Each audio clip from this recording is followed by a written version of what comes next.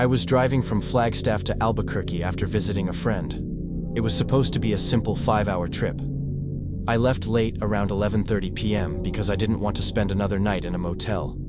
Within an hour, the road became emptier than I'd ever seen. Just my headlights slicing through the desert night.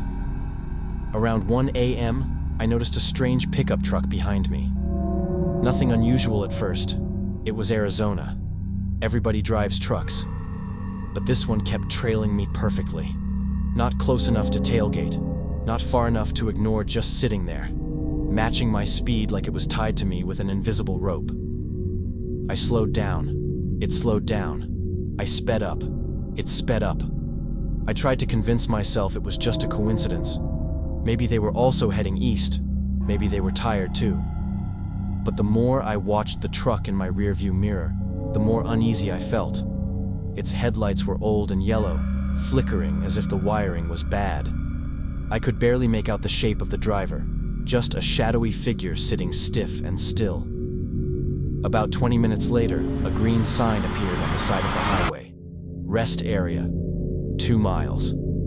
I decided to pull in and see if the truck continued straight. That would calm my nerves. But when I took the exit and pulled into the rest area, the truck followed. The place was completely empty. No vending machine lights, no parked cars, no truckers sleeping in their cabs, just 2 flickering lamps and a row of silent bathrooms. My heart started beating faster when the pickup parked 3 spaces away from me. The driver didn't get out. He didn't even open his door. He just sat there. I stayed in my car for a full minute, pretending to scroll on my phone. Though my hands were shaking, I wanted to call someone. But there was no signal. Typical desert dead zone. I finally decided to get out, stretch my legs, and walk toward the bathroom area like nothing was wrong. My legs felt tight, my skin crawling under the dry desert breeze. The crunch of my footsteps on the gravel sounded too loud in that silent place. As I approached the bathroom door, I heard the squeak of the truck door opening. I froze. My back was turned, and the air behind me suddenly felt heavier, like the darkness was pressing closer. Then I heard footsteps, slow, steady, following me. I forced myself to act calm, opened the bathroom door, stepped inside, and let it close behind me. I didn't lock it. I didn't want the click of the lock to give away my fear, but I pressed my ear against the metal door, listening. Silence. Then, breathing. Not mine. Outside. Right on the other side of the door. My whole body tensed. The breathing was steady, deep, like the person knew I was inside and was waiting. I didn't know if he wanted to rob me, stab me, or something even worse.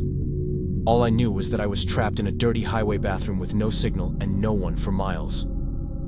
After maybe 30 seconds, the breathing stopped. I didn't hear footsteps leaving. Just nothing. I waited 5 long minutes.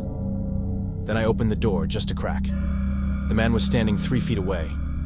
He was tall, wearing a dark jacket and jeans, his face hidden under a cap. He wasn't looking at me. He was looking at my car, studying it, as if deciding something. I didn't know what to do. If I shut the door, I'd be trapped. If I walked out, I'd be close enough for him to grab me. Then I noticed something. The man's truck was old, but my car was newer. If his truck broke down on lonely highways, maybe he looked for vehicles like mine. Maybe he wanted my car. Maybe he wanted me out of it. Without thinking, I slowly stepped out and pretended to stretch like nothing was wrong. He finally looked at me. His face was pale, expressionless, and his eyes looked empty, like he hadn't slept in days. "You heading east?" he asked. His voice was rough, strange, like he wasn't used to talking. "Yeah," I said, trying to sound casual. "Long drive." He nodded slowly. Then he said something that made my blood turn to ice. "Be careful. People go missing on this highway." He didn't smile, didn't blink.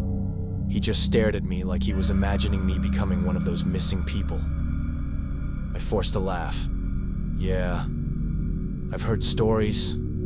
He tilted his head slightly, still staring, then turned around and walked back to his truck. He didn't go inside. He just stood next to it, facing me, watching my every move. My instincts screamed, "Go! Now!" I walked quickly, almost ran to my car, got inside, slammed the door, and hit the lock button. The man didn't move. Not even an inch. He just watched. I started my car and pulled out of the rest area. As soon as I hit the highway, I checked my mirror. The truck's headlights came on. He was following me again. I pushed my car to 85 miles per hour, then 90. The desert wind roared around me. Every few seconds I glanced at the mirror. The truck was still there at first, then slowly, finally, it started falling behind. After 5 terrifying minutes, the headlights disappeared completely. I didn't slow down for almost an hour. When I finally reached a gas station with people around, I pulled over and just sat there, trying to catch my breath. My shirt was damp with sweat. My hands were trembling. I checked behind me at least 20 times. I never saw that truck again. I never knew who that man was, and I never drive that highway at night now.